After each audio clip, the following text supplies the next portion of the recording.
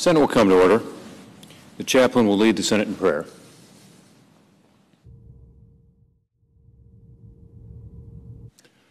Let us pray.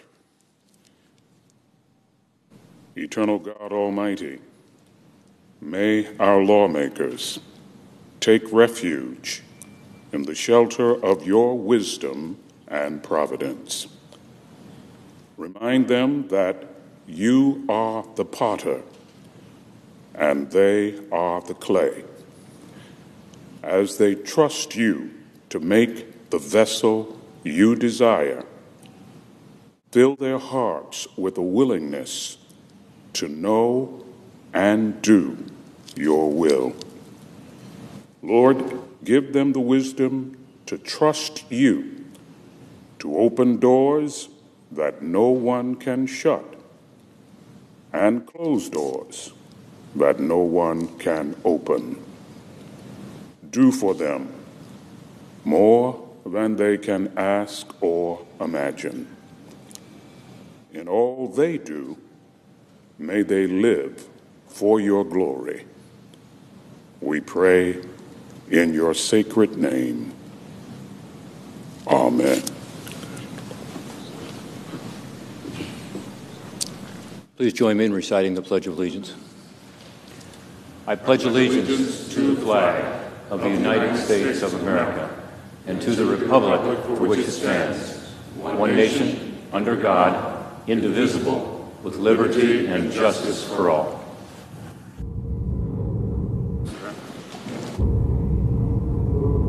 To the Senate. Washington, D.C., January 22, 2018. To the Senate. Under the provisions of Rule 1, Paragraph 3 of the Standing Rules of the Senate, I hereby appoint the Honorable Rob Portman, a senator from the state of Ohio, to perform the duties of the chair. Signed, Orrin Hatch, President pro tempore.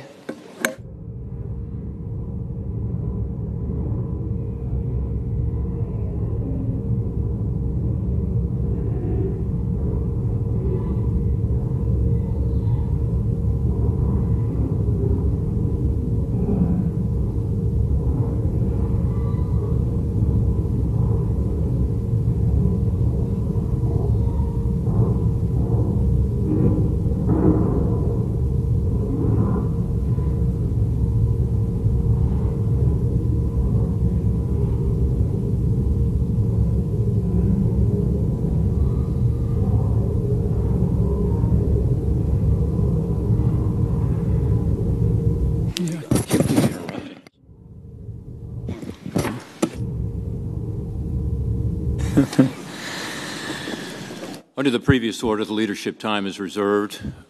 Morning business is closed.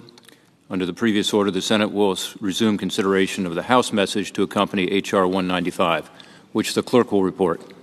House message to accompany H.R. 195, an act to amend Title 44 United States Code to restrict the distribution of free printed copies of the Federal Register to members of Congress and other officers and employees of the United States and for other purposes.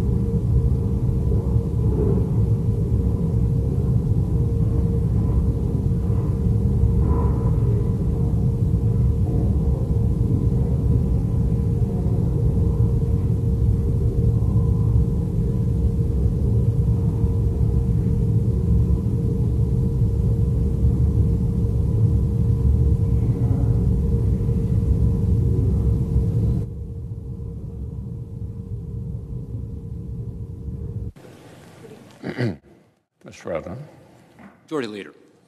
are we in a quorum call? The Senate is not in a quorum call. Mr. President, in 2 hours, every senator can vote to end this government shutdown. At 12 o'clock, we'll vote to end the Democratic leader's filibuster and advance instead a bipartisan bill that would put this mess behind us. The bill before us does three things that every Democrat and Republican should be able to support. First, it ends the shutdown and restores full funding for the federal government through February the 8th. Second, it extends health insurance for 9 million vulnerable children. And third, it will enable Congress to resume serious bipartisan talks on the important issues facing our nation.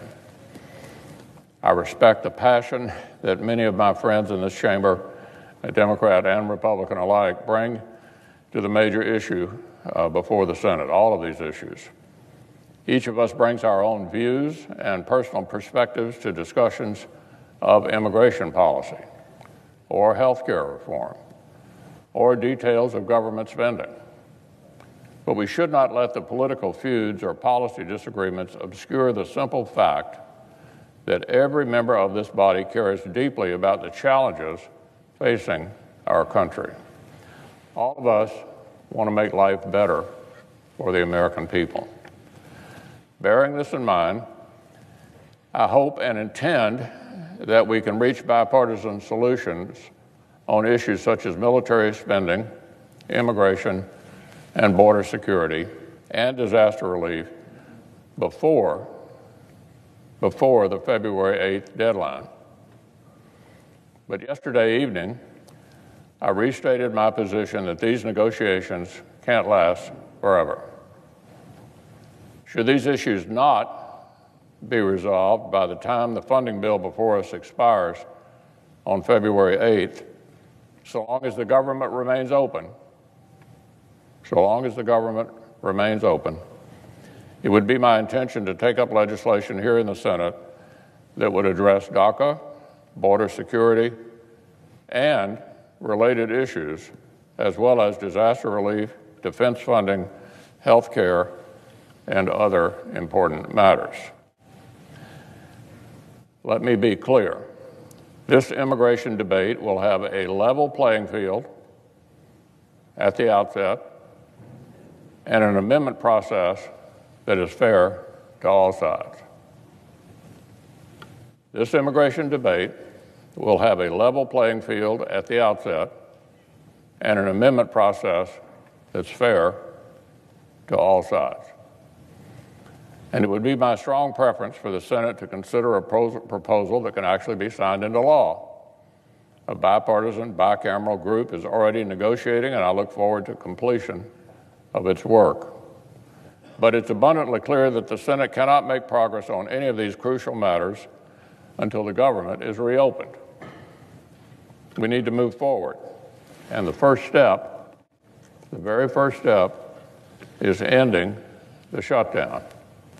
It's evident that this government shutdown is doing nothing, absolutely nothing, to generate bipartisan progress on the issues the American people care about. Every day we spend arguing about keeping the lights on is another day we cannot spend negotiating DACA or defense spending or any of our other shared priorities. So look, let's join together, put the filibuster behind us, and get back to work for the American people.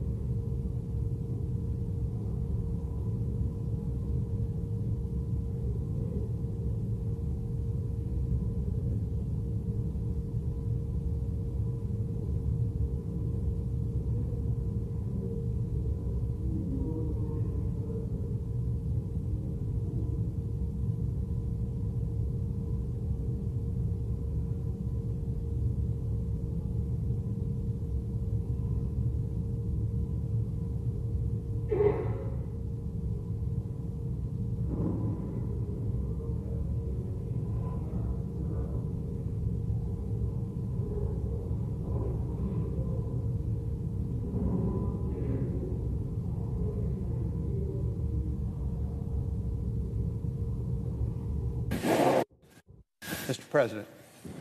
Majority Whip. Mr. President, are we in a quorum call? We are not in a quorum call. Mr. President, I'd ask unanimous consent that the Senate recess until 11:30 this morning for conference meetings. Without objection. Under the previous order, the Senate stands in recess until 11:30 a.m.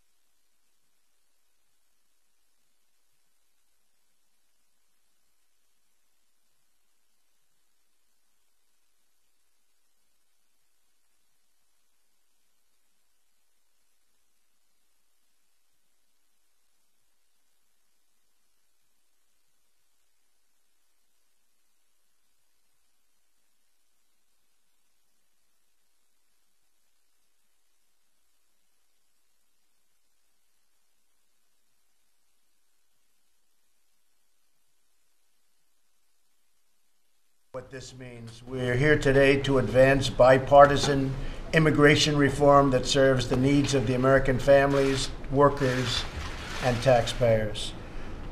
It's DACA. We've been talking about DACA for a long time. I've been hearing about it for years, long before I decided to go into this particular line of work. And maybe we can do something. We have a lot of good people in this room, a lot of people that have a great spirit for taking care of people we represent, we all represent. For that reason, any legislation on DACA, we feel, at least a strong part of this group feels, has to accomplish three vital goals. And Chairman Goodlatte will be submitting a bill over the next 2 to 3 days that will cover many of the things. And obviously that will, if it gets passed, it'll go to the Senate and they can negotiate it. We'll see how it all turns out. But I feel having the Democrats in with us is absolutely vital because this should be a bipartisan bill. This should be a bill of love. Truly, it should be a bill of love, and we can do that. But it also has to be a bill where we're able to secure our border. Drugs are pouring into our country at a record pace. A lot of people are coming in that we can't have. We've greatly stiffened, as you know, and fewer people are trying to come in, but we have tremendous numbers of people and drugs pouring into our country. So in order to secure it, we need a wall, we need closing enforcement, we have to close enforcement loopholes, give immigration officers, and these are tremendous people, the border security agents, the ICE agents, we have to give them the equipment they need, we have to close loopholes, and this really does include a very strong amount of different things for border security. I think everybody in the room would agree to that. I think that it's a question of amounts, but I think everyone agrees we have to have border security. I don't think there'd be anybody that says no. Second, it has to be a bill to end chain migration. Chain migration is bringing in many, many people with one, and often it doesn't work out very well. Those many people are not doing us right. And I think a lot of people in the room, and I'm not sure I can speak for everybody, but a lot of the people in this room want to see chain migration ended. And we have a recent case along the West Side Highway having to do with chain migration, where a man ran over, killed 8 people, and many people injured badly, loss of arms, loss of legs. A horrible thing happened. And then you look at the chain and all the people that came in because of him. Terrible situation. And the other is cancel the lottery program. They call it visa lottery. I just call it lottery, where countries come in and they put names in a hopper. They're not giving you their best names. Common sense means they're not giving you their best names. They're giving you people that they don't want. And then we take them out of the lottery. And where they do it by hand, where they put the hand in a bowl, what's in their hand are the worst of the worst. But they put people that they don't want into a lottery, and the United States takes those people. And again, going back to that same person, he came in through the lottery program. They visited his neighborhood, and the people in the neighborhood said, oh my God, we suffered with this man, the rudeness, the horrible way he treated us right from the beginning. So we don't want the lottery system or the visa lottery system. We want it ended. So those 3 things are paramount. These are measures that will make our community safer and more prosperous. These reforms are supported by the overwhelming majority of Americans from every standpoint, from every poll. And they're being requested by law enforcement officers. I had a big meeting with ICE last week. I had a big meeting with the Border Patrol agents last week. Nobody knows it better than them. As an example on the wall, they say, sir, we desperately need the wall. And we don't need a 2,000-mile wall. We don't need a wall where you have rivers and mountains and everything else protecting. But we do need a wall for a fairly good portion. We also, as you know, it was passed in 2006, essentially similar thing, a fence, a very substantial fence was passed, but unfortunately, I don't know, they never got it done, but they need it. So I'm appealing to everyone in the room to put the country before a party and to sit down and negotiate and to compromise, and let's see if we can get something done. I really think, Dick, that we have a chance to do it. I think it's very important. You're talking about 800,000 people, and you're talking about lots of other people are also affected, including people that live in our country. That's from the security standpoint. So maybe the press can stay for a little while and a couple of folks can make statements, and I don't mind the statements. We want to have this as a very open forum. I will say, though, that I really do believe Democrat and Republican, the people sitting around this table, want to get something done in good faith, and I think we're on our way to do it. This was an idea I had last week. I was sitting with some of our great Republican senators, and we all agreed on everything. It was a great meeting, right, David, right? We had a great meeting, Tom. It was perfect. Then I said, yeah, but we'd like to get some Democrat support. What do they say? And I say, let's have the same meeting, but let's add the Democrats. And that's what we've done. And I think we're going to come up with an answer. I hope we're going to come up with an answer for DACA, and then we go further than that later on down the road. Dick, perhaps you'd like to say a few words. Well, thanks, Mr. President, for inviting us. We're all honored to be part of this conversation. September the 5th, you challenged us. You challenged Congress. You said we're going to end DACA, now replace it. As of today, we've not done that. We face a deadline of March 5th, which you created with your elimination of DACA. And we know that in the meantime, there have been efforts underway. Senator Graham and I sat down with a bipartisan group of senators. We have worked long and hard. Many hours have been put into it. And we feel that we can put together a combination of the future of DACA as well as border security. That there are elements you're going to find Democrats support when it comes to border security. We want a safe border in America, period. Both when it comes to the issues of illegal migration, but also when it comes to drugs and all these other areas. Now, I will say that there is a sense of urgency that's felt by many of us when it comes to this issue. There are many of these young people who are losing the protection of DACA on a daily basis. As of March 5th, 1,000 a day will lose DACA protection. 900 of them are members of the U.S. military. 20,000 of them are school teachers. In my state of Illinois and city of Chicago, there are 25 of them in medical school who can't apply for a residency if they lose their DACA status. So lives are hanging in the balance of our getting the job done. We've got the time to do it. In a matter of days, literally of days, we can come together and reach an agreement. And when that happens, I think good things will happen in other places, and we'll see some more progress here in Washington.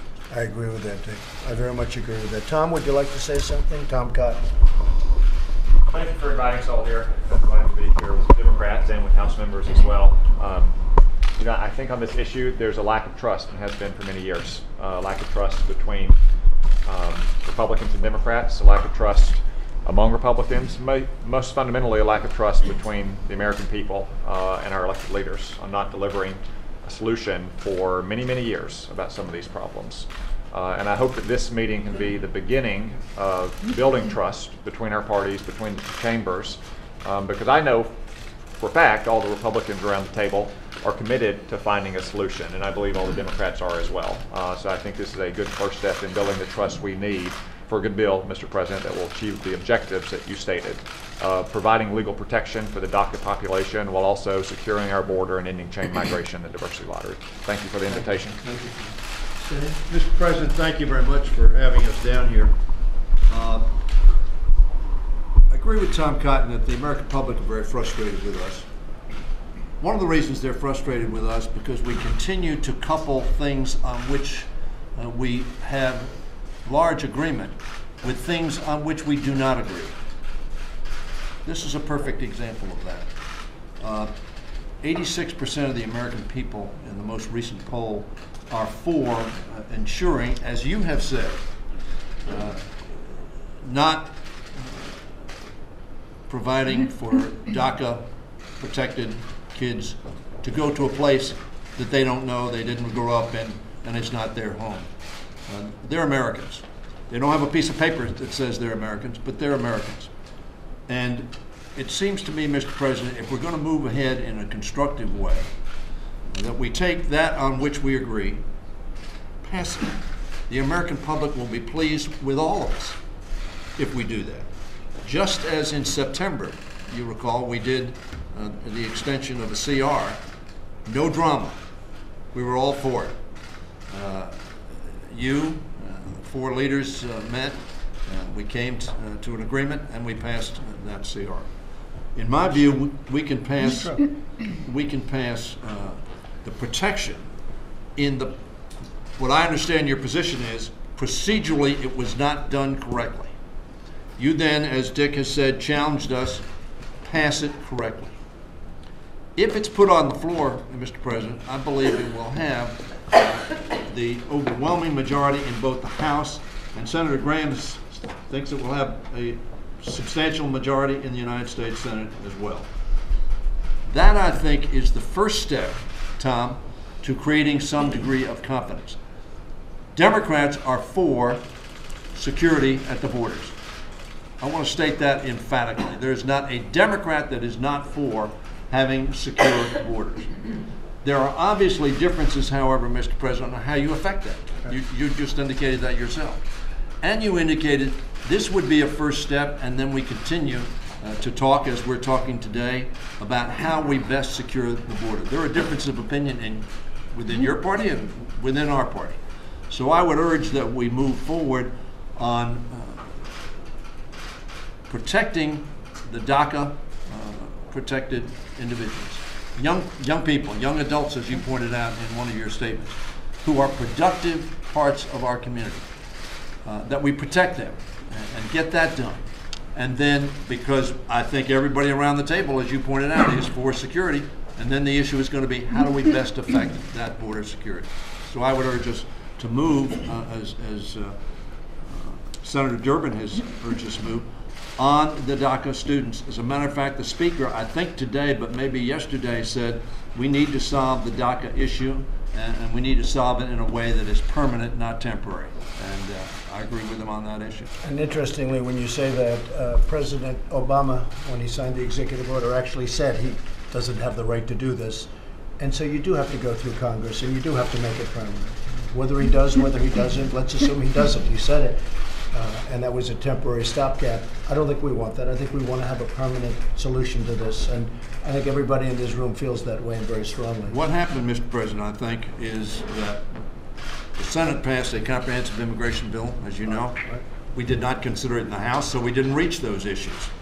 Very frankly, on border security, Mr. McCall, the chairman of the committee, reported out a unanimous security solution, which we then included in the bill that we filed on comprehensive immigration reform. So I think we can reach agreement. Well, I also think that after we do DACA, and I really believe we should be able to be successful, I really think we should look in terms of your permanent solution and to the whole situation with immigration. I think a lot of people in this room would agree to that also, but we'll do it in steps. And most people agree with that, I think, Dick. We'll do it in steps. Even you said, let's do this, and then we go phase 2. Kevin, what would you like to say?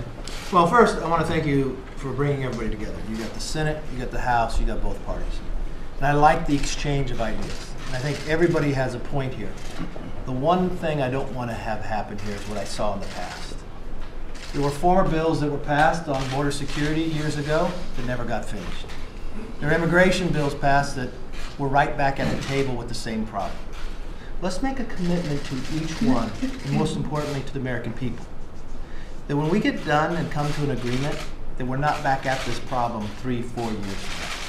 That's why, yes, we've got to do DACA, and I agree with you 100%. But if we do not do something with the security, if we do not do something with the chain migration, we are fooling each other that we solve the problem. You know how difficult this issue is. So let's collectively work here at the table together. I'll be the first one to tell you we're all going to have to give a little, and I'll be the first one willing to. But let's solve the problem, but let's not tell the American public at the end that it's solved or it's not. Well, I think a good starting point would be Bob Goodlatte, who has done a bill, and I understand you're ready to submit it, and you're going to take that and you'll submit, and they'll negotiate in Congress or the House, and then it goes to the Senate. They'll negotiate, both Republican and Democrat, but it could be a good way of starting. Now, if anyone has an idea different from that, but I think starting in the House might be good. You're ready? I think you're ready to go. We are. I would like to add the words merit into any bill that's submitted, because I think we should have merit-based immigration like they have in Canada, like they have in Australia. So we have people coming in that have a great track record as opposed to what we're doing now, to be honest with you. But I think merit-based should be absolutely added to any bill, even if it has to do with DACA. That would be added to the things I said. I think it would be popular. I think I can tell you the American public very much wants that. But Bob, where are you with the bill? So tomorrow, Chairman McCall and Congressman McSally and Congressman Labrador, we're the chairman of the two committees and the chairman of the two subcommittees, are going to introduce a bill that addresses the DACA concerns. And let me thank you, Mr. President, both. I was an immigration lawyer before I was elected to Congress. I want to thank you both for campaigning on securing our borders and the interior of our country, but also on addressing DACA in a way that makes sense. Don't do it ad hoc. Do it through the congressional process. So you've challenged us, and we should step up to that challenge. And we're going to do it in a bipartisan fashion, but we have to put our best foot forward, and we're going to do that with this legislation. It's going to address DACA in a permanent way, not a temporary short-term thing. We're going to address the border enforcement and security and the wall. We're going to address Mr. McCall's bill. We're going to address interior enforcement, but not everything that the administration had on its list. We're going to address chain migration. We're going to end the visa lottery program. We're going to address sanctuary cities and Kate's Law. We think it is a good bill that will both address the two things our speaker told us right after you made your decision, which is we have to address the problem we have with the DACA kids being in limbo, as Dick Durbin described it. And I agree with that. But we also have to make sure this does not happen again. And Dick, and the Democrats are going to have a lot of things that they're not going to agree. You're going to talk to us about it. I just felt that this is something, it was long overdue. You'd have a meeting and you'd say, this is what we want. We'd have a meeting, and this has been going on for years. And I just, at a certain point, maybe I'll just lock the doors and I won't let anybody out until they come and agree. Michael, do you have something to say about the bill? Yeah, I've been in Congress for 7 terms. I've been trying to get this border secure for 7 terms in Congress. I think this is a bipartisan issue. I think DACA is a bipartisan issue. We have an opportunity, I think, before us to get this done for the American people. When it comes to chain migration and the lottery system, we saw 2 recent terror attacks in New York that were the result of this, I think, failed immigration policy. We'd like to see that fixed for the American people, and along with, as Bob talked about, the sanctuary cities. You and I have talked about this extensively. So we think our bill, our House bill, will be a good starting ground for this negotiation. And I, too, want to commend you for bringing everybody together. I think what we don't want to see happen is for these conditions for DACA to occur again. We want to get security done so we don't have to deal with this problem 5 more years down the road. So thank you, sir. Well, there are so many points of agreement, and a lot of it's common sense, and I really think we're going to come out very well. David Perdue, do you have something to say? Well, yeah, my observation is that 3 times in the last 11 years, well-intentioned people, some of whom are in this room, attempted to do what we're starting to try to do today, and we failed. And I think the difference is their mission creep ended up in an effort that became too comprehensive. And so today, my encouragement for all of us is to do what Dick has been trying to do and talks about repeatedly, and that is to limit the scope of this. And I like the idea that both sides have pressure to solve the DACA issue. But I think the bigger issue here is not just the DACA issue, but what can we do to start the path to the steps that solve this immigration problem for several reasons. There are social issues, there are political issues, there are economic issues about our workforce that have to be addressed. But limiting this to the legal immigration side and combining the balance between various solutions on DACA, Dreamers if that gets in the conversation, as well as border security and chain migration. I think therein lies the balance of a good deal that can be done. And I agree with Dick. I don't think it's going to take long to get it done if we just locked ourselves in a room and made it happen.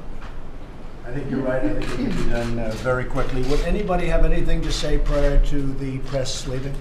Anybody? Mr. President, I just have one comment. Yes. Senator Durbin mentioned that lives are hanging in the balance. As we come up on the January 19th deadline, the lives that are hanging in the balance are those of our military that are needing the equipment and the funding and everything they need in order to keep us safe. And we should not be playing politics on this issue to stop our military from getting the funding that they need. I think we have the right people in the room to solve this issue. The deadline is March 5th. Let's roll up our sleeves and work together on this. But those who need us right now, before the January 19th deadline, is our military. And let's not play politics with that. Let's give them what they need to keep us safe. Okay, good. I think a lot of people would agree with that. We need our military. I can't say more than ever before. We had wars, right, Lindsay? We had a lot of other areas and times, but we need our military desperately. Our military has been very depleted. We're rebuilding, and we're building it up quickly, and we're negotiating much better deals with your purveyors and with your manufacturers and with your equipment makers, much better than it was before. I look at boats that started off at $1.5 billion, and they're up to $18 billion, and they're still not finished. In this case, a particular aircraft carrier, I think it's outrageous. So we're very much agreeing with you on that, Martha. Would anybody like to say? Yes, Denny, go ahead. I want to follow up on that. No Democrats that don't want to make sure that the military is funded properly. And over the last 4 years, we had an agreement between Mr. Ryan and Senator Murray, Speaker Ryan, that we understand that our military is critically important, but we also understand that our domestic issues, whether it's education, whether it's healthcare, whether it's the environment, whether it's transportation and infrastructure, they're important as well. And both the defense and non-defense sides of the budget are hurt when you have a CR, because they cannot plan. And they cannot let contracts if they don't have any money to do so. So that, very frankly, I think Ms. McSally is correct. But what we ought to have done over the last 6 months, particularly when we did the September, and we gave 90 days, is to reach some agreement on what the caps are going to be. The Murray-Ryan agreements were parity. We believe that's very important. So we can get to where we should get and want to get there, but we ought to have an agreement based upon what the last two But times Stenny, we do have to take politics out of the military. We need that military. You know, all the other things we talk about, we're not going to be here if we don't have the right military. And we need our military, and we need it stronger than ever before, and we're ready to do it. But we have to take politics out of the military. One thing that I think we can really get along with on a bipartisan basis, and maybe I'm stronger in this than a lot of the people on the Republican side, but I will tell you we have great support from the Republicans, is infrastructure. I think we can do a great infrastructure bill. I think we're going to have a lot of support from both sides, and I'd like to get it done as quickly as possible. Yes, John? Mr. President, I too want to thank you for getting us together. You made the point last week when Republicans were meeting with you that why are we continuing to have these meetings just among ourselves when what we need to do to get to a solution is to meet, as we are today, as you insisted, on a bipartisan basis. But part of my job is to count votes in the Senate. And as you know, you hosted us, the leadership at Camp David this weekend. I believe both the Speaker and Majority Leader McConnell made crystal clear that they would not proceed with a bill on the floor of the Senate or the House unless it had your support, unless you would sign it. So that's, I think, the picture that we need to be looking through, the lens we need to be looking through is not only what can we agree to among ourselves on a bipartisan basis, but what will you sign into law? Because we all want to get to a solution here, and we realize the clock is ticking. But I think that, for me, frames the issue about as well as I can. Thank you. Very well said. And, you know, one of the reasons I'm here, Chuck, so importantly, is exactly that. I mean, normally you wouldn't have a president coming to this meeting. Normally, frankly, you'd have Democrats, Republicans, and maybe nothing would get done. You know, our system lends itself to not getting things done. And I hear so much about earmarks, the old earmark system, how there was a great friendliness when you had earmarks. But of course, they had other problems with earmarks. But maybe all of you should start thinking about going back to a form of earmarks, because this system,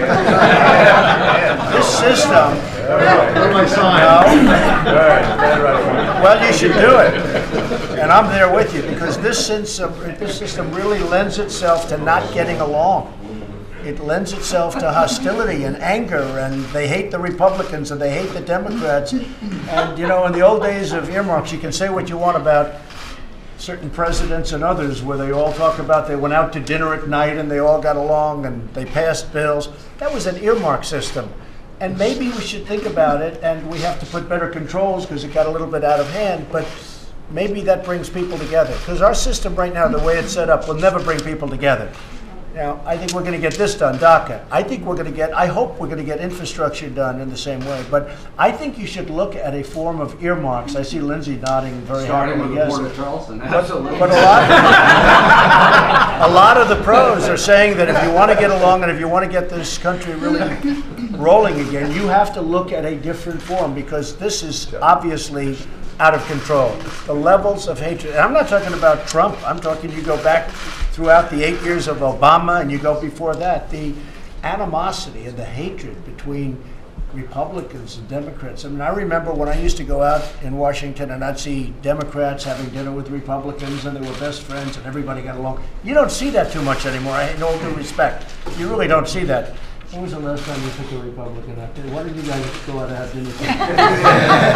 But you don't see it. So maybe, and very importantly, totally different from this meeting, because we're going to get DACA done. I hope we're going to get DACA done, and we're going to all try very hard.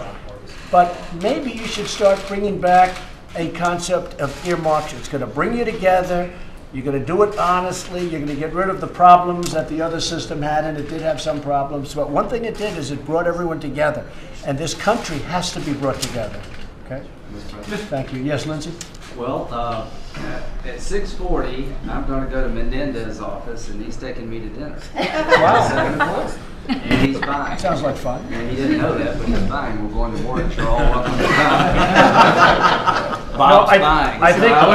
We can usually get bipartisan agreement when the other guy buys. I think it's a very important thing, because our system is designed right now that everybody should hate each other. And we can't have that. You know, we have a great country. We have a country that's doing very well in many respects. We're just hitting a new high on the stock market again. And that means jobs. I look at the stock. I don't look at the stocks. I look at the jobs. I look at the 401ks. I look at what's happening. Where police come up to me and they say, "Thank you. You're making me look like the financial genius." Literally, meaning about them. And their wives never thought that was possible, right? You know, the country is doing well in so many ways, but there's such divisiveness, such division, and I really believe we can solve that. I think this system is a very bad system in terms of getting together, and I'm going to leave it up to you, but I really believe you can do something to bring it together. Other than going to dinner with Bob, I've been doing this for 10 years. I don't think I've seen a better chance to get it done than I do right now, because of you. John's right. I'm not going to support a bill if you don't support it. I've had my head beat out a bunch. I'm still standing. I'm Lindsey Grahamnesty, Lindsey Gomez. You name every name you want to give to me. It's been assigned to me. And I'm still standing. The people of South Carolina want a result. How could I get elected? I've been for a pathway to citizenship for 11 million people because I have no animosity toward them. I don't want crooks. I don't want bad hombres. I want to get a merit-based immigration system to make sure we can succeed in the 21st century. I'm willing to be more than fair to the 11 million. I just don't want to do this every 20 years. Now, we made a decision, Mr. President, not to do it comprehensively. I think that's a smart decision, but a hard decision. We passed 3 comprehensive bills out of the Senate with over 65 votes. They go to the House and die, and I'm not being disparaging to my House colleagues. This is tough politics if you're a Republican House member turning on the radio. To my Democratic friends, thanks for coming. The Resist movement hates this guy. They don't want him to be successful at all. You turn on Fox News and I can hear the drumbeat coming. Right-wing radio and TV talk show hosts are going to beat the crap out of us because it's going to be amnesty all over again. I don't know if the Republican and Democratic Party can define love, but I think what we can do is do what the American people want us to do. 62% of the Trump voters support a pathway to citizenship for the DACA kids if you have strong borders. You have created an opportunity here, Mr. President, and you need to close the deal. Thank you, Lindsey. You know, it's very interesting because I do have people that are, let's just to use a very common term, very far right and very far left. They're very unhappy about what we're doing. But I really don't believe they have to be, because I really think this sells itself. And you know, when you talk about comprehensive immigration reform, which is where I would like to get to eventually, if we do the right bill here, we are not very far away. You know, we've done most of it.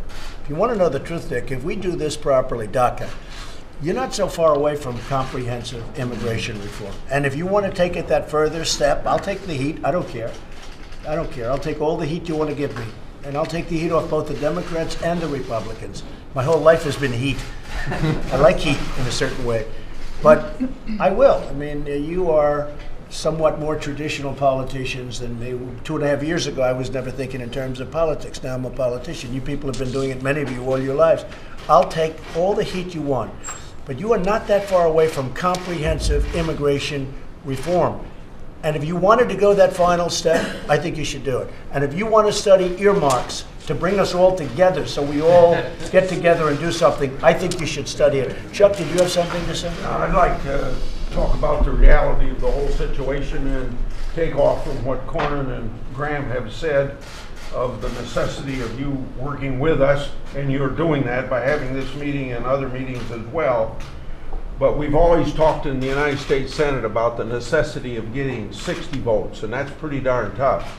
But if we would write a bill that you don't like and you veto it, we're talking about a 67 vote threshold, right. 2/3 in the United States Senate. So that's a reality of negotiating in good faith and getting something you can sign. The second reality is the March 5th date that's coming up. Because if we don't do some good faith negotiation and make progress and get a bill on the floor of the United States Senate, our leader is going to have to bring up either the House bill or the bill that some of us has introduced in the United States Senate, and we're going to have a vote on it. And those people that don't want to vote to legalize DACA kids are going to have to explain why that they haven't wanted to protect the vulnerable people that we're all here talking about. We're talking about everything except doing something for the DACA kids. You know, I would vote for a path to citizenship, which isn't very easy for me, but I would do it just as an effort. But there's certain things that we got to guarantee that we're going to do. Chuck, that's going to be brought up. I really believe that will be brought up as part of what we're talking about at some point. It's an incentive for people to do a good job, if you want to know the truth. That whole path is an incentive for people, and they're not all kids. I mean, you know, we used to talk about kids. They're not really kids. You have them 39, 40 years old in some cases. But it would be an incentive for people to work hard, do a good job. So, you know, that could very well be brought up. We're talking about legalizing people here that didn't break the law because their parents who broke the law brought them here. Yeah, and we ought to be talking about what we can do for the people that had no fault of their own and get the job done and not worry about a lot of other things that we're involved in. And that means that we got to make sure that we tell the American people when we're taking this step that we're doing something that all the people agree to, you know. Mr. President, let me just say, I think Dick and I agree with what Chuck Grassley just said. That's hard to believe.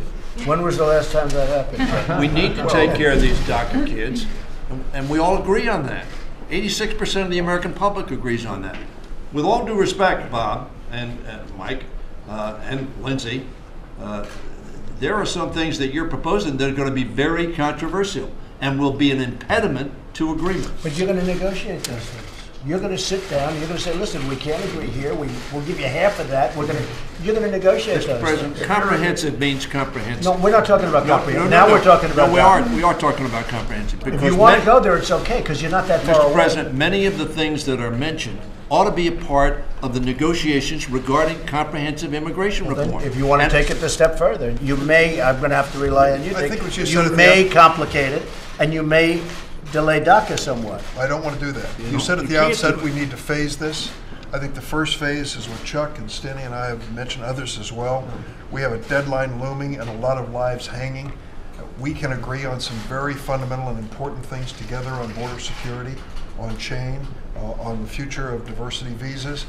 Comprehensive, though, I worked on it for 6 months with Michael Bennett and a number of Bob Menendez. And Schumer and McCain and Jeff Flake, and it took us 6 months to put it together. We don't have 6 months for the DACA. We're not talking about comprehensive. Take a look at our bill. Yeah. Well, you mentioned a number of factors that are going to be controversial, as Steny has mentioned. But you're going to negotiate, Dick, you're going to negotiate. And maybe we'll agree and maybe we won't. I mean, you know, it's possible we're not going to agree with you and it's possible we will, but there should be no reason for us not to get this done. And Chuck, I will say, when this group comes back, hopefully with an agreement, this group and others from the Senate, from the House, comes back with an agreement, I'm signing it. I mean, I will be signing it. I'm not going to say, oh, gee, I want this or I want that. I'll be signing it because I have a lot of confidence in the people in this room that you're going to come out with something really good. Senator, would you like to say something, Diane? I would. As you know, we tried for comprehensive immigration reform in the Senate. It was on the floor. There were a number of amendments. It got a lot of attention in the Judiciary Committee, and then the House didn't take it up. I think there needs to be a willingness on both sides. And I think, and I don't know how you would feel about this, but I'd like to ask the question, what about a clean DACA bill now, with a commitment that we go into a comprehensive immigration reform procedure like we did back, I remember when Kennedy was here, and it was really a major, major effort, and it was a great disappointment that it went nowhere. I remember that. I have no problem. I think that's basically what Dick is saying. We're going to come out with DACA. We're going to do DACA, and then we can start immediately on the phase 2, which would be comprehensive. Would you be agreeable to that? Yeah, I would like to. Go ahead. I think a lot of people would like to see that.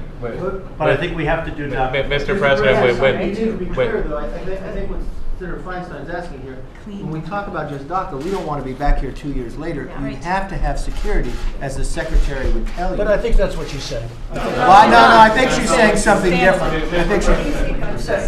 I'm thinking you're saying DACA without security. Are you talking about security as well? Well, I think if we have some meaningful, comprehensive immigration reform, That's really where the security goes. No way. And if we could get the DACA bill, because March is coming, and people are losing their status every day. a day. But let's be honest with everybody. Security was voted on just a few years ago. And no disrespect, there's people in the room on the other side of the aisle who voted for it. If I recall, Senator Clinton voted for it. So I don't think that's comprehensive. I think that's dealing with DACA at the same time. I think that's really what the president's making. It's kind of like 3 pillars. DACA, because we're all in the room want to do it.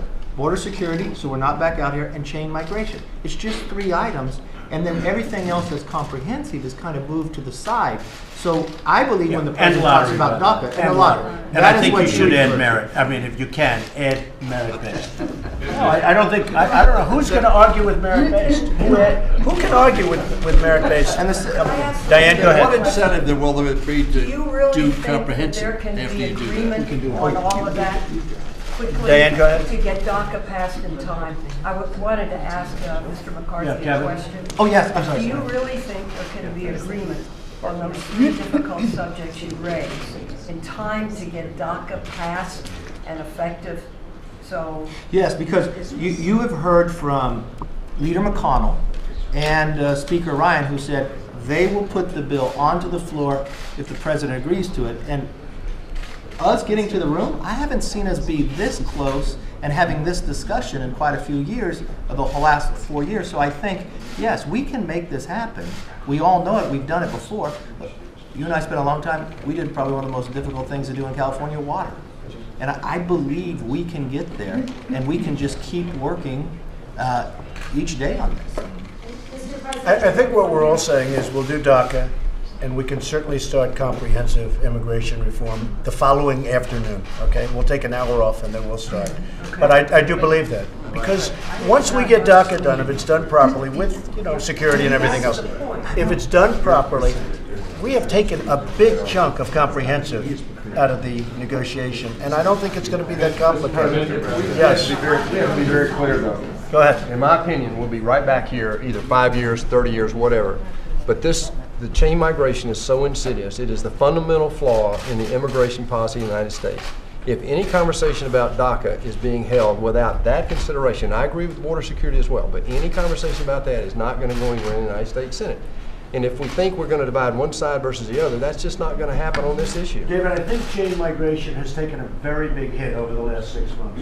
People are seeing what's happening. People, for instance, the man on the West Side Highway that killed the people and so badly wounded. It's incredible when they talk about wounded. They don't say that arms are off and legs are off. One person lost 2 legs.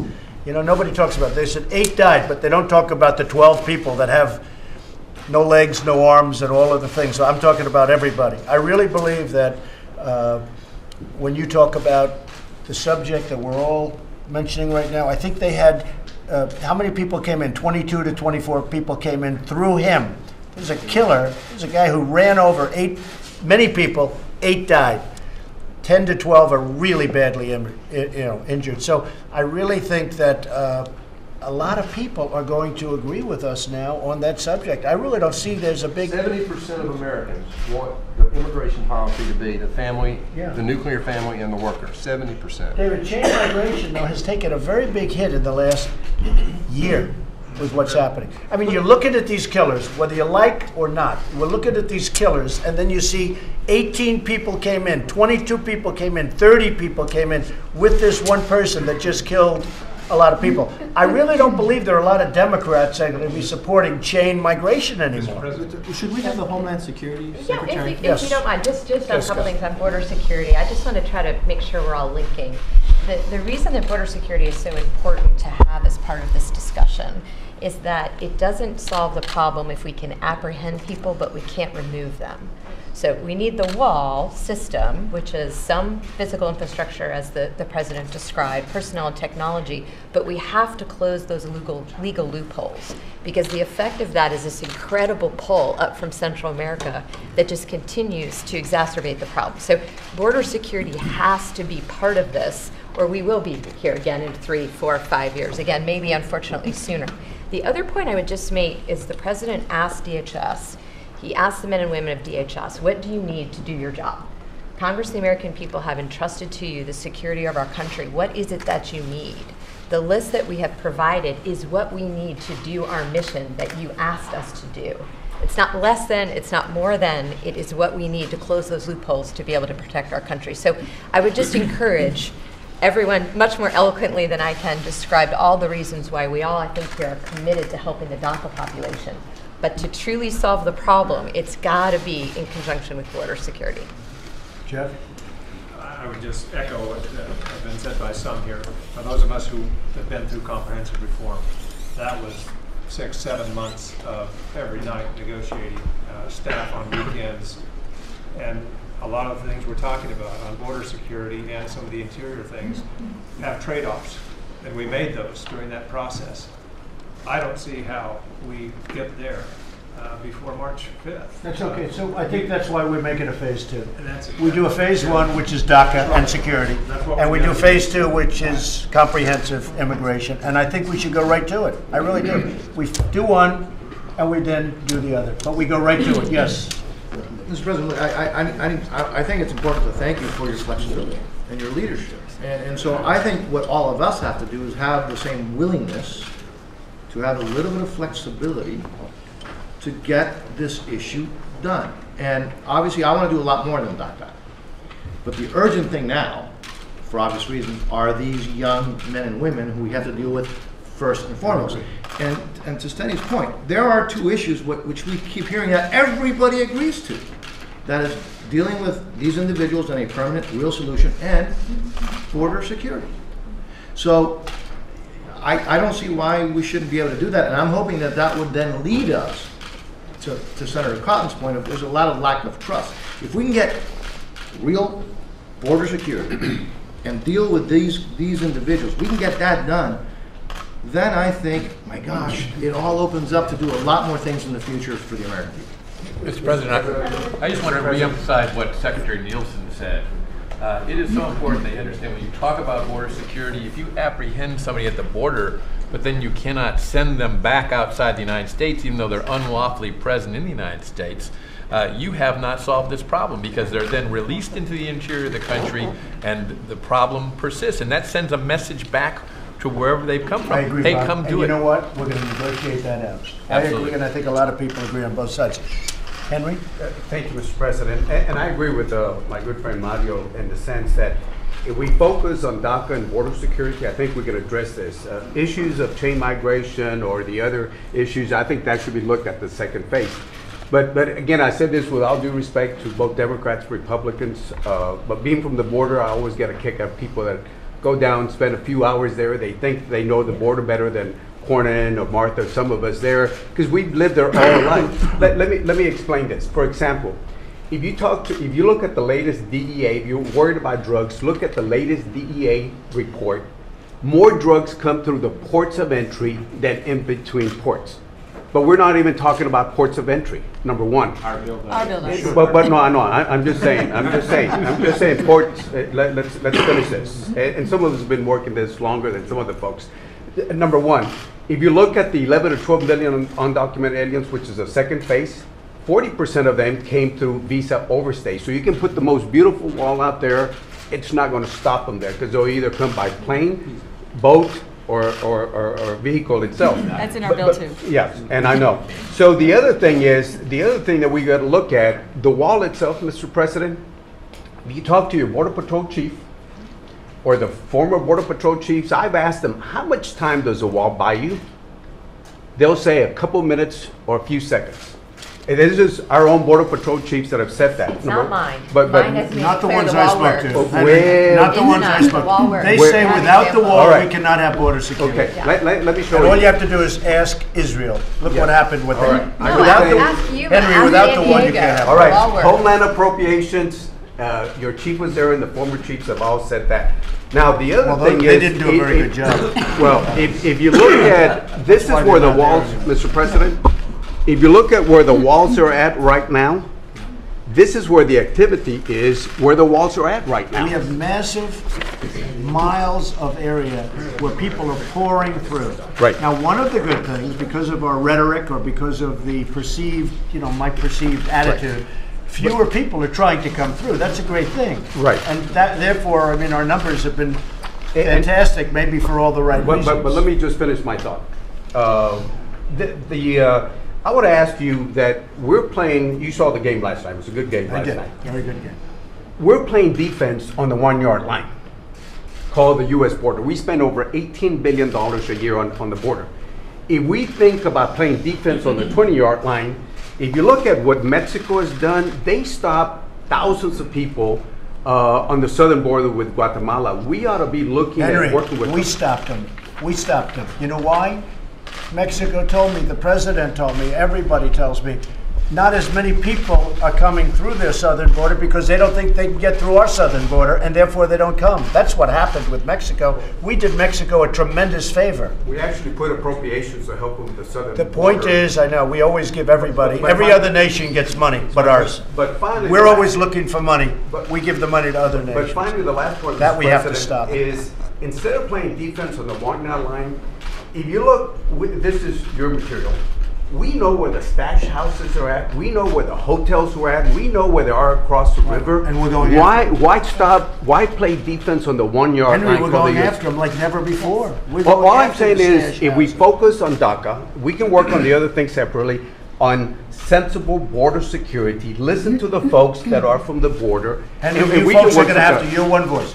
You folks are going to have to come up with a solution. And if you do, I'm going to sign that solution.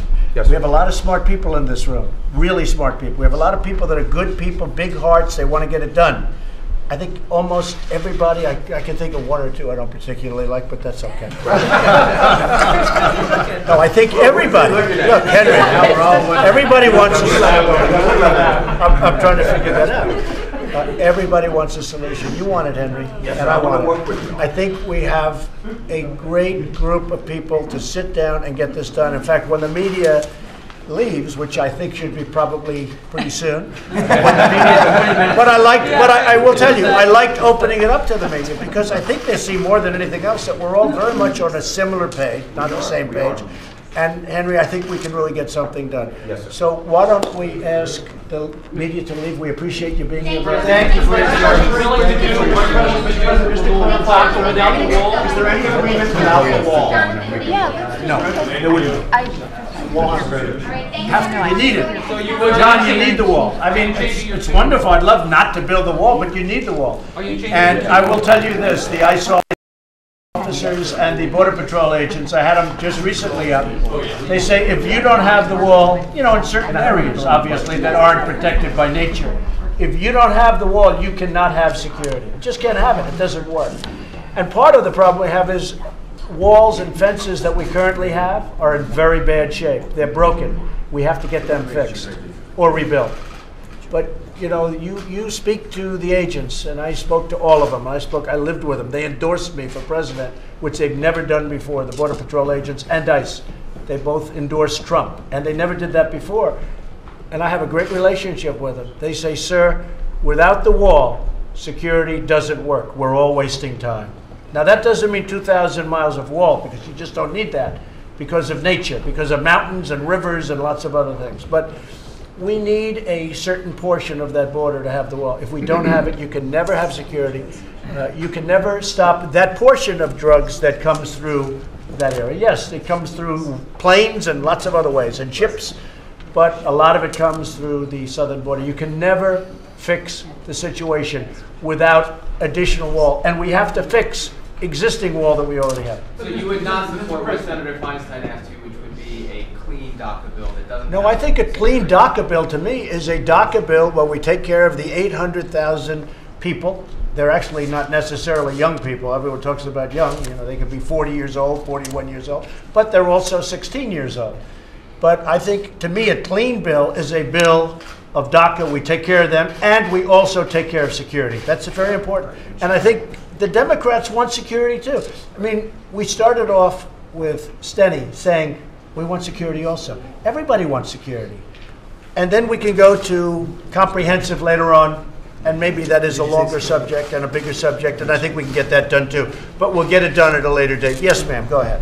Mr. President, I'm Senator Hirono from Hawaii. Yes, and as the only immigrant serving in the United States Senate right now, I would like nothing better than for us to get to comprehensive immigration reform. But what I'm hearing around the table right now is a commitment to resolving the DACA situation because there is a sense of urgency. Right. Now, you have put it out there that you want $18 billion for a wall or else there will be no DACA. Is that still your position? Yeah, I can build it for less.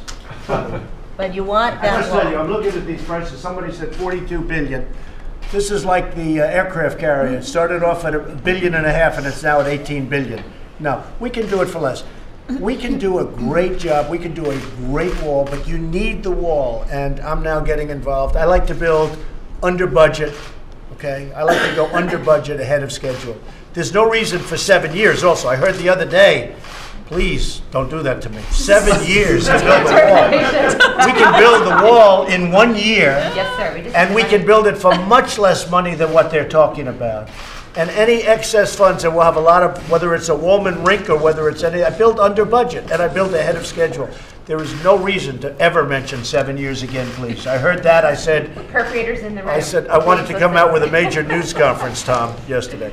No, it can go up quickly, it can go up effectively, and we can fix a lot of the areas right now that are really satisfactory if we renovate those walls and those fences. Can you tell us how many miles of wall you're contemplating, whether it's 17 million or 13 million, whatever it is? Can you tell us? But there are large areas where you don't need a wall because you have a mountain and you have a river, and you have a violent river, and you don't need it.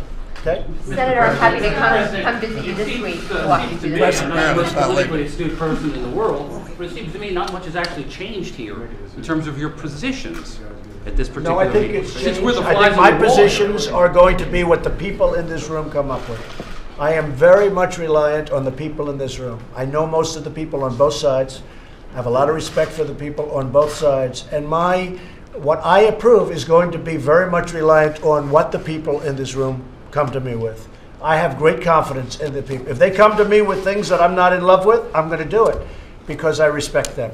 Thank you all very much. Thank you. Thank you. Can you beat Oprah, by the way? Yeah, I'll beat Oprah. Oprah would be a lot of fun. I know her very well. You know,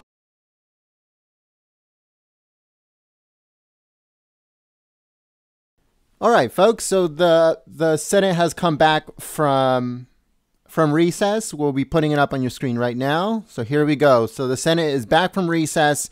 The vote is scheduled to start in exactly 30 minutes, or a little bit less than 30 minutes. So stay tuned. After this, there will be a White House press briefing. So make sure that you guys stay here with us at Golden State Times.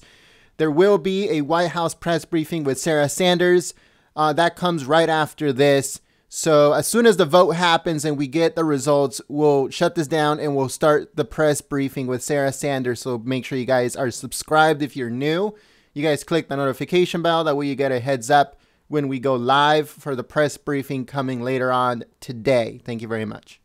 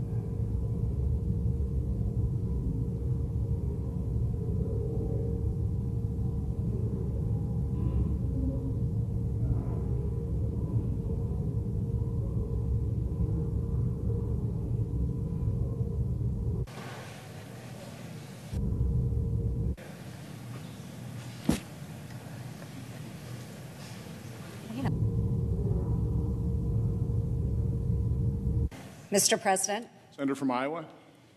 Mr. President, I rise today to urge Senate Democratic leadership to end their reckless government shutdown. It's no secret that over the years I've made clear that I don't like funding our government from one short-sighted Band-Aid bill to another. We must establish a path forward to responsibly fund our government for the long term. It's the responsible and right thing to do for our military, for future generations, for our veterans, and for the American people. But rather than finding a long-term funding solution to ensure stability in our military, the Senate Democratic leadership has decided to shut down the government. So what does that mean for our military? Well, for starters, critical defense projects have come to a halt. We can also see delays in maintenance of our critical aircraft, ships, our weapon systems, at a time when our adversaries are becoming more aggressive and more advanced. And our service members, who put their lives on the line every day for our country, don't know when they will receive a paycheck. I have an advisor right now that is deployed to the Middle East. I received an email from him this morning, and he said it's really hard for all of us here knowing that our government is shut down. But he said, every day it's the same for us here in Afghanistan. We will do what we need to do. God bless him for that. Iowa National Guardsmen are deployed overseas right now. One of my former units, the 248th Aviation Support Battalion, is spread out through the Middle East, doing their mission while we struggle to find a way forward for them here in Washington, D.C. Military schools have been canceled. I spoke to an active duty Army officer this morning. She was scheduled for her pre-command course this weekend, and her orders were canceled. She told me, I will not be able to go to that pre-command course before I deploy. She will head overseas not having had a vital course to instruct her on leadership in the military. The likelihood of her picking up that course again in the future, near zero. Near zero. Additionally, having served as a battalion commander in the Iowa Army National Guard during our last government shutdown, I can tell you that these shutdowns have a significant impact on our National Guardsmen. A shutdown prohibits our citizen soldiers from participating in drill and training exercises essential to our military readiness. Our public affairs officer sent out this notice this morning from the Iowa National Guard. The headline, Iowa National Guard feels effect of federal government shutdown. More than 900 full-time federal technicians furloughed. That's in Iowa alone. Approximately 400 personnel sent home from weekend training. That's just Iowa. 110,000 National Guardmen were affected over this last weekend because of the shutdown. Now, should these men and women be called to defend our nation in the face of danger, it is critical that they are properly prepared, and a government shutdown does not allow this. During the time that the government shutdown goes on, we're not able to maintain our equipment. That hurts our readiness. Our personnel can't do their wellness and medical checks. That hurts our readiness. Our military members can't get to their schools for advancement in their careers. That hurts our readiness. And once those orders to schools have been canceled, you can't just pick up on Tuesday or Wednesday or Thursday and say, okay, I'm going to school now. There are only so many slots allocated. And if you miss that training period, you may be waiting months, perhaps even a year in the National Guard to pick up those schools. During a shutdown, our folks are furloughed. Depending on how long the government is shut down, our citizen soldiers might not receive enough training days to be adequately prepared for duty. This could also mean that their time serving throughout the year might not be included in their total years of service, potentially further jeopardizing their benefits and pay. What a lot of folks here that haven't served in the military, the reserves or the Guard or active duty, what they don't understand. In the reserves and Guard, you have to meet so many points in a year for that to be considered a good retirement year. If you fall a few days short of that, the entire year does not count towards your retirement. The entire year does not count towards your retirement. Despite their rhetoric otherwise, Senate Democrats are turning their back on our men and women in uniform by putting our military's resources and readiness in jeopardy. It is inexcusable. Additionally, the legislation the Senate voted on Friday night would have reauthorized the Children's Health Insurance Program for 6 years. 6 years, providing approximately 80,000 Iowa children with access to important health care services, especially in the rural and underserved areas. Unfortunately, Senate Democratic leadership is playing political games and opposed our efforts to ensure this critical funding is in place for children in Iowa and across the country. Instead, the Senate Democratic leadership shutdown hurts Iowa's low-income children, puts rural and underserved areas at a major disadvantage, and disrupts states' abilities to ensure sound financial planning for their health care programs. Folks, the reality is this shutdown happened because Democratic leadership didn't get everything they wanted in this funding bill. They didn't get everything they wanted.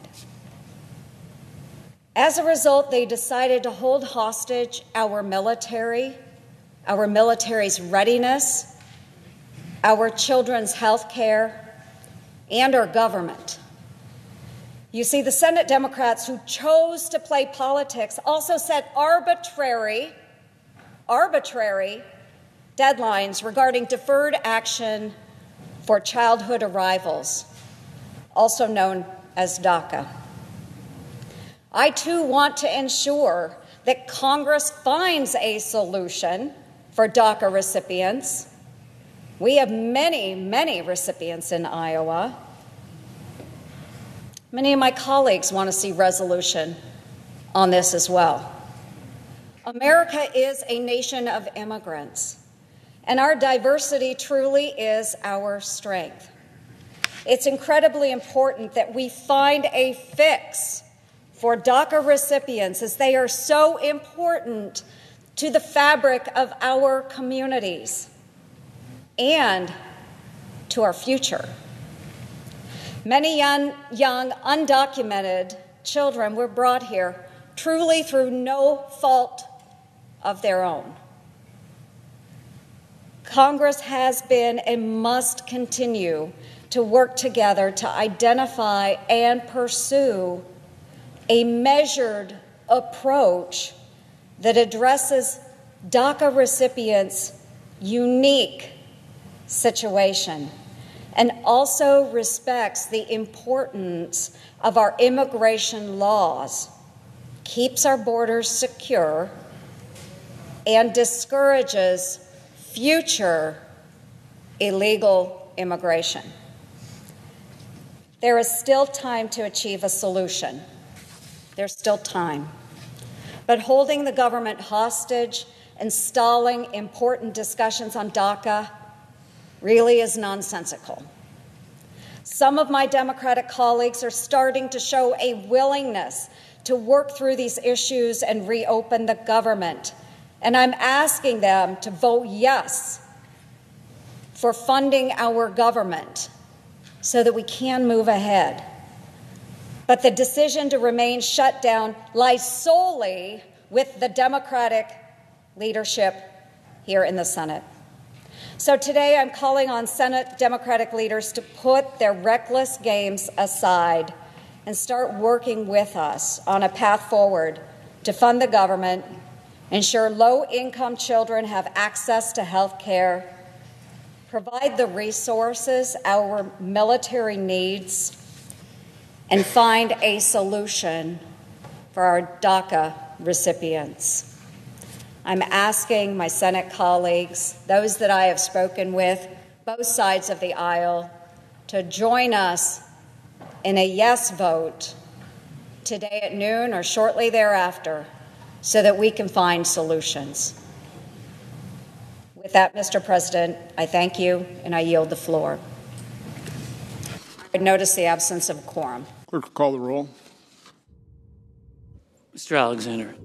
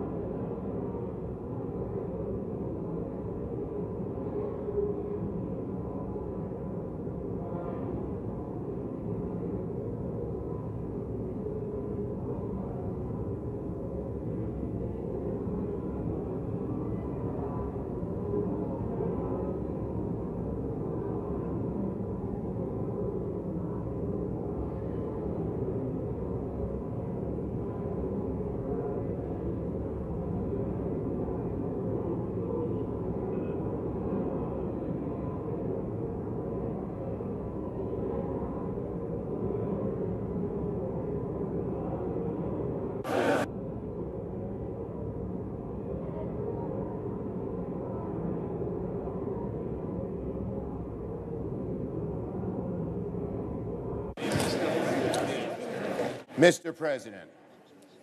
The Democratic leader. Mr. President, are we in a quorum call? We are. I ask unanimous consent the quorum be dispensed with. Without objection. Thank you, Mr. President. Now, today, we drink seltzer. Today, we enter the third day of the Trump shutdown, the first ever real shutdown to occur when one party controls the entire legislative process.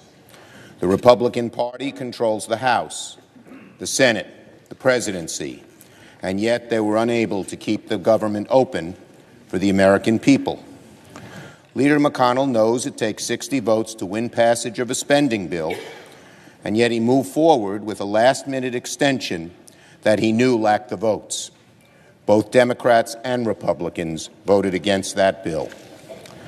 The reason the Republican majority had such difficulty finding consensus is they could never get a firm grip on what the president of their party wanted to do.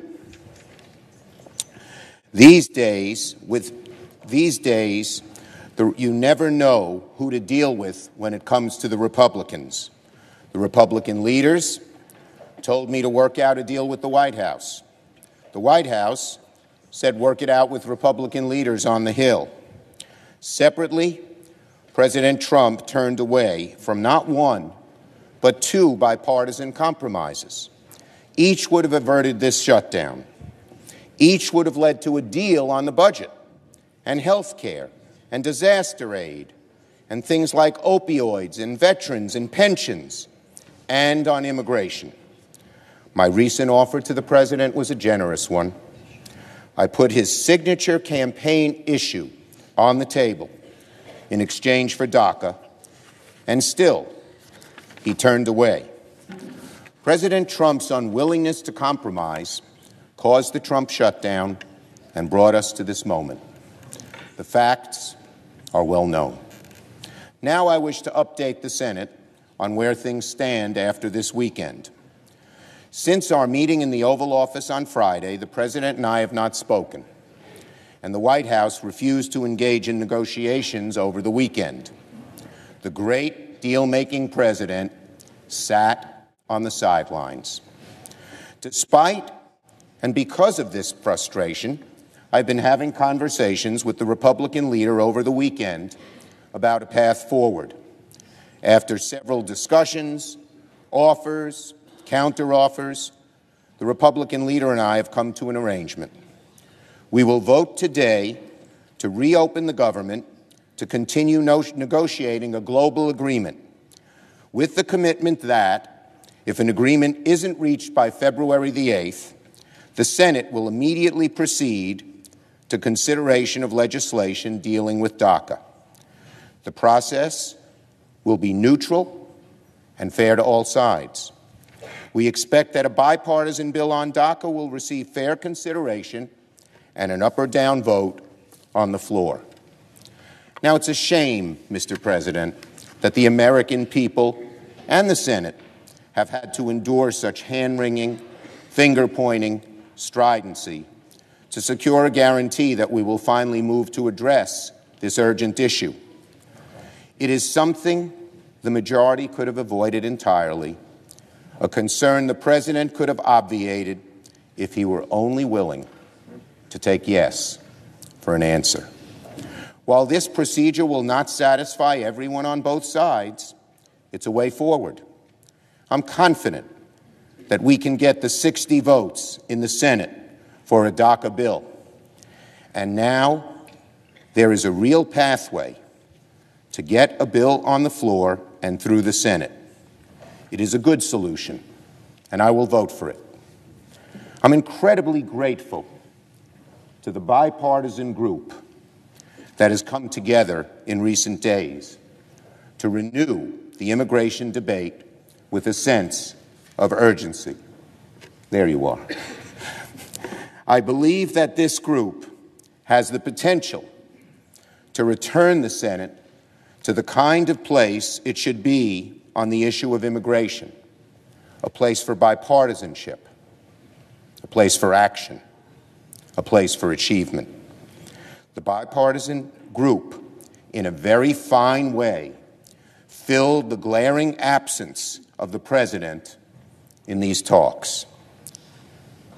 I expect the Majority Leader to fulfill his commitment to the Senate, to me and to the bipartisan group, and abide by this agreement.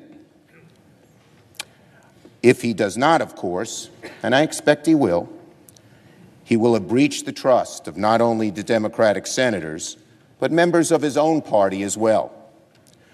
Through these complicated and lengthy negotiations, Democrats have always sought to be reasonable, to act in good faith, and get something real done. Despite all of our entreaties, the President was obstinate.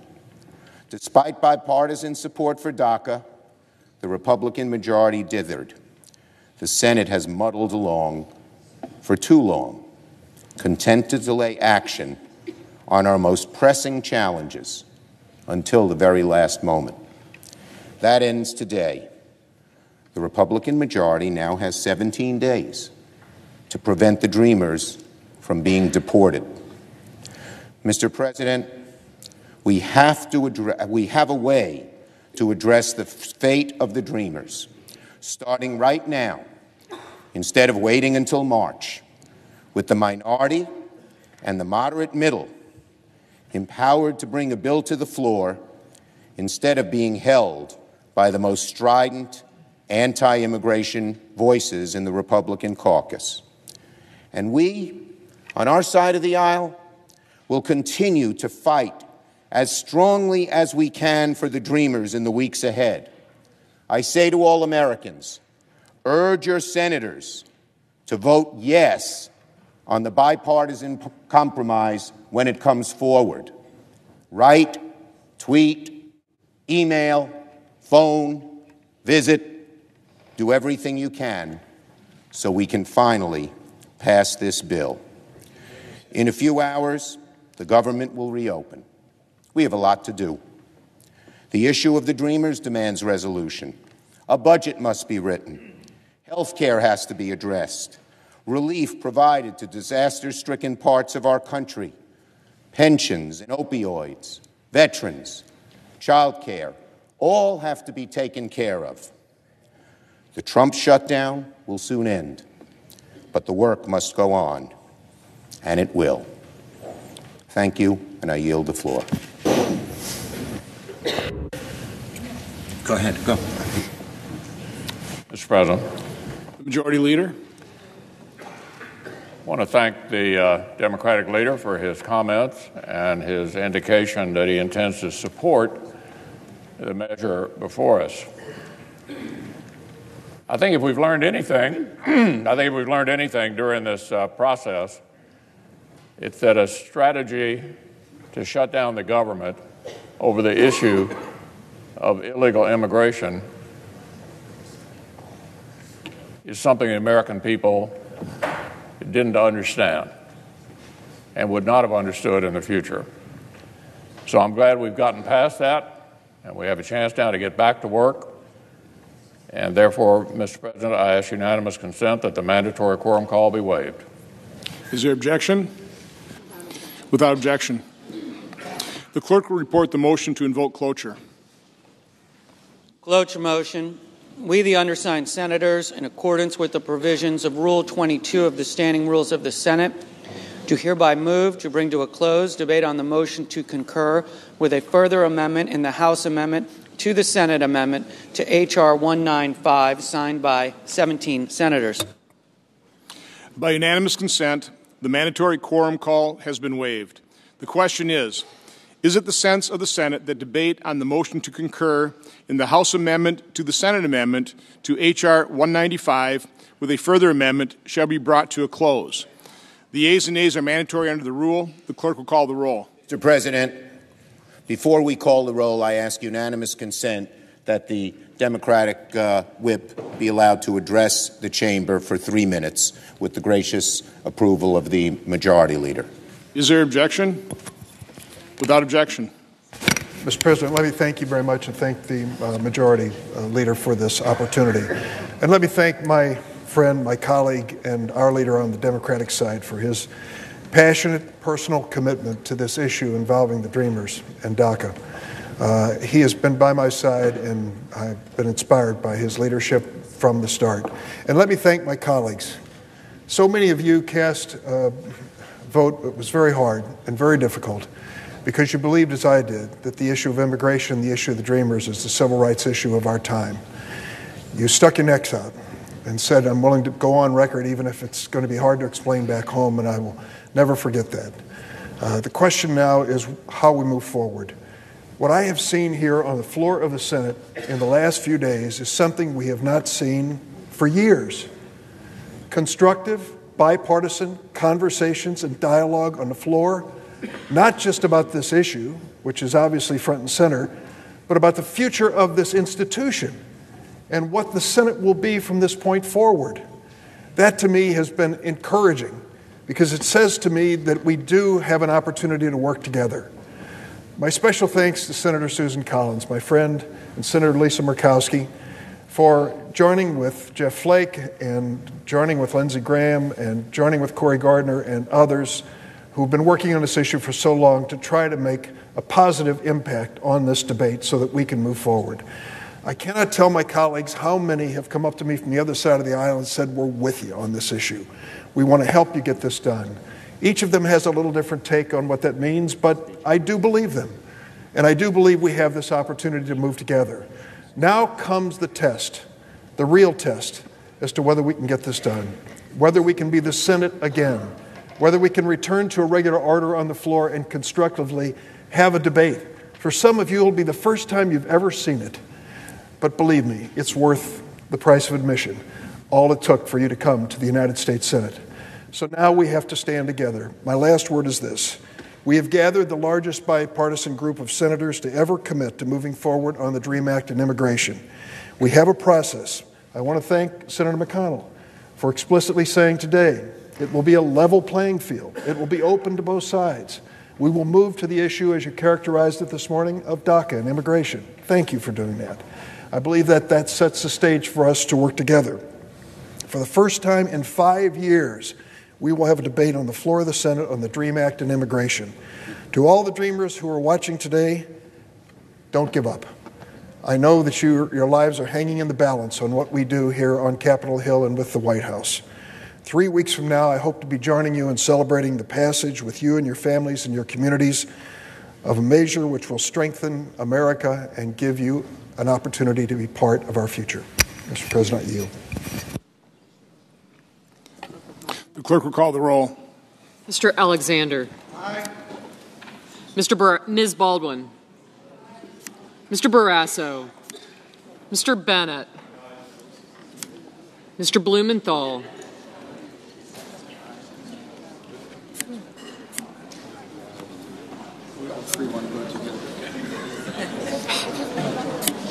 Manchin.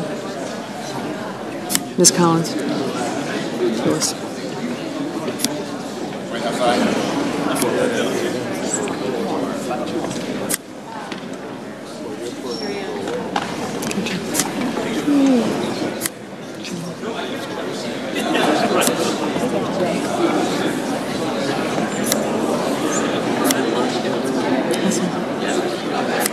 Children.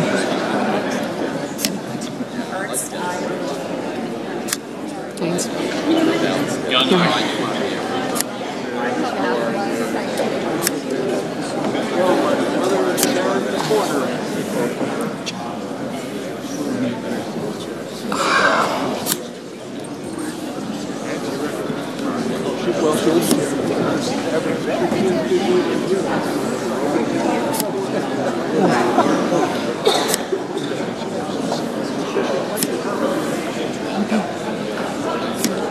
Mr. Blunt.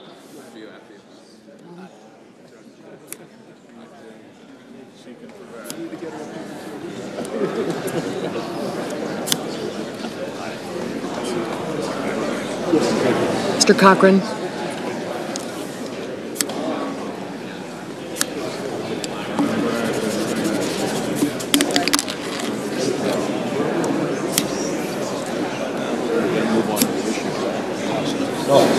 Gotcha. Gotcha. Mr. Booker. Mr. Bozeman.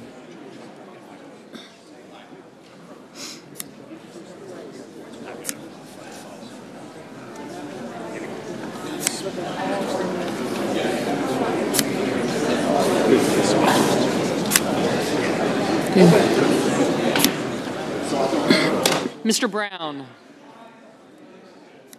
Mr. Burr.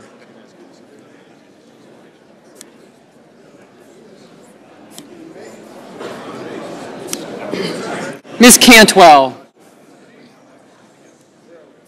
Mrs. Capito. Mr. Cardin. Thank you. Mr. Carper. Mr. Casey. I did, thanks. Mr. Cassidy. Mr. Cochran. Ms. Collins.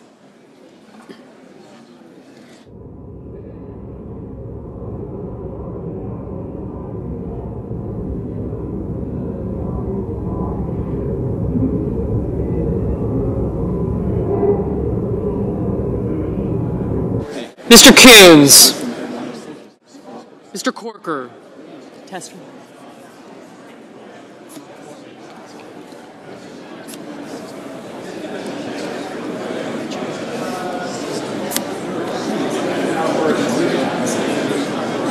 Mr. Cornyn.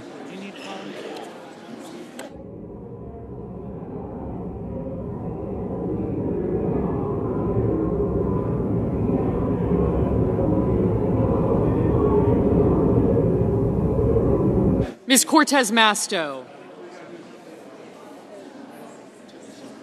Mr. Cotton. Mr. Crapo. Mr. Cruz.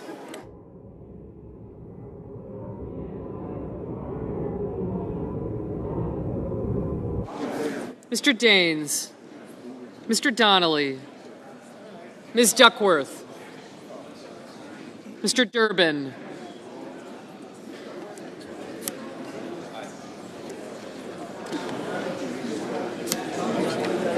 Mr. Enzi.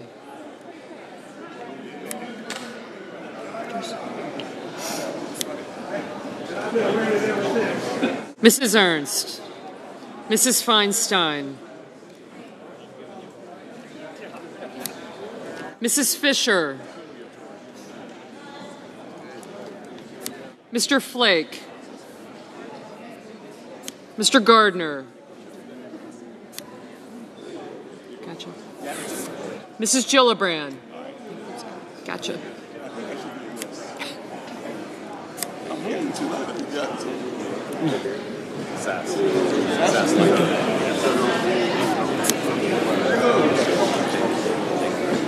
Mr. Graham.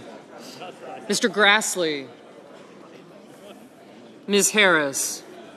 Ms. Hassan. Mr. Hatch. Mr. Heinrich. Ms. Heitkamp. Mr. Heller. Ms. Hirono. Mr. Hoven. Mr. Inhofe. Mr. Isaacson. Mr. Johnson. Mr. Jones. Thank you. Mr. Kane, Mr. Kennedy, Mr. King.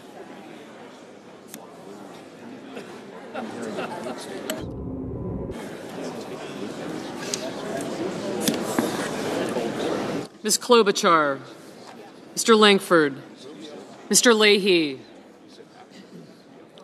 Mr. Lee,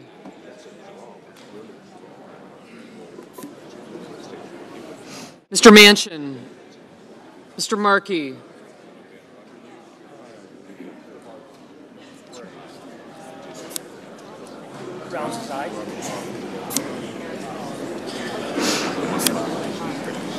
Mr. McCain, sir. Mrs. McCaskill,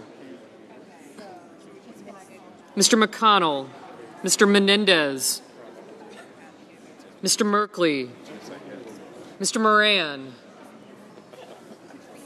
Ms. Murkowski, Mr. Murphy, Mrs. Murray, Mr. Nelson, Mr. Paul, Mr. Perdue, Mr. Peters, Mr. Portman, Mr. Reed, Mr. Risch, Mr. Roberts, Mr. Casey, Mr. Leahy, not yet, Mr. Rounds, Mr. Rubio, Mr. Sanders, Mr. Sass, Mr. Schatz, Mr. Schumer,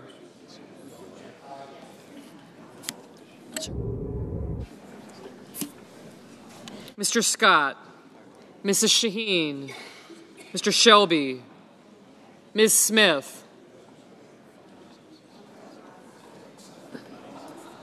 Ms. Stabenow, Mr. Sullivan, Mr. Tester, Mr. Thune, Mr. Tillis, Mr. Toomey, Mr. Udall, Mr. Van Hollen, Mr. Warner, Ms. Warren, Mr. Whitehouse, Mr. Wicker, Mr. Wyden, Mr. Young,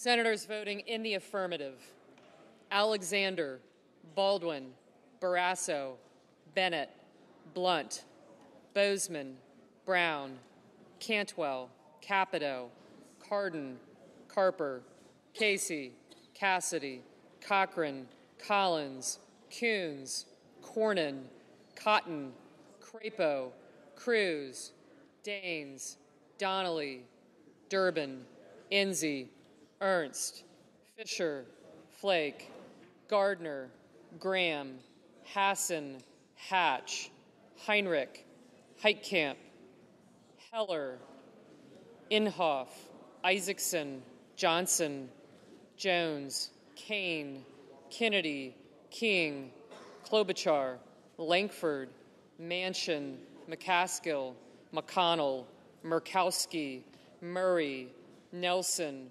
Perdue, Peters, Portman, Reed, Risch, Roberts, Rounds, Rubio, Sass, Schatz, Schumer, Scott, Shaheen, Shelby, Stabenow, Thune, Tillis, Toomey, Udall, Van Hollen, Warner, Whitehouse, Wicker, and Young. Mr. Burr. Aye. Ms. Duckworth. Ms. Duckworth, aye. Ms. Smith, aye. Mr. Grassley, aye. Mr. Hoeven, aye. Senators voting in the negative: Blumenthal, Cortez Masto, Feinstein, Gillibrand, Harris, Hirono, Leahy, Lee, Menendez, Merkley, Murphy, Paul, Sanders, Tester, and Warren.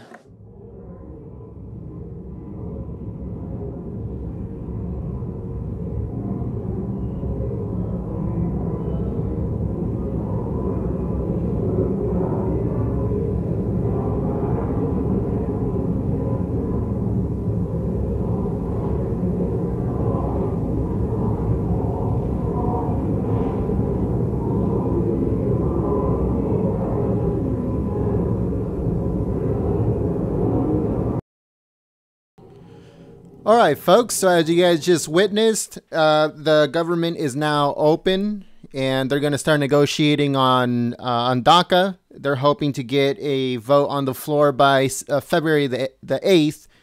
Right now, the White House press briefing is going to begin soon, so make sure that you guys join us here at Golden State Times. I'm going to be putting the link for that live stream on the chat. And make sure that you guys join us. If you're subscribed, you guys are going to get a notification when we go live for that live stream. If you guys are new, subscribe to the channel, click the notification bell.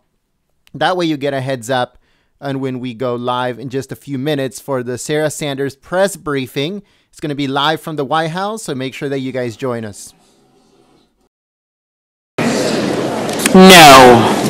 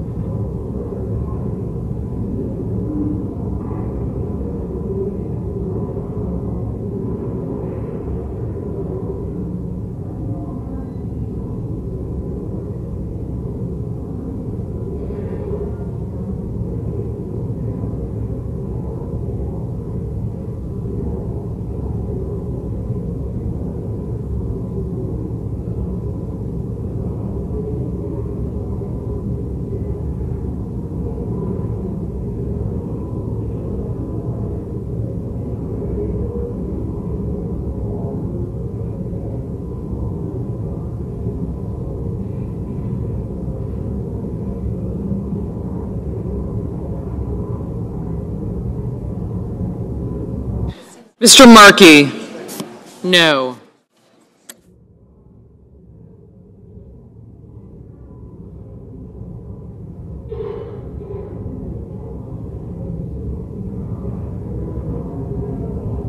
All right, folks. So we're gonna be shutting this down. We already know that the government is definitely gonna be open. They have reached a deal, and we're gonna start the press briefing with Sarah Sanders. So we're gonna be shutting this down. The streamer's already up. So if you're subscribed to the channel, just switch over to the live stream. I'm also gonna be putting it on the chat before I take off from this chat.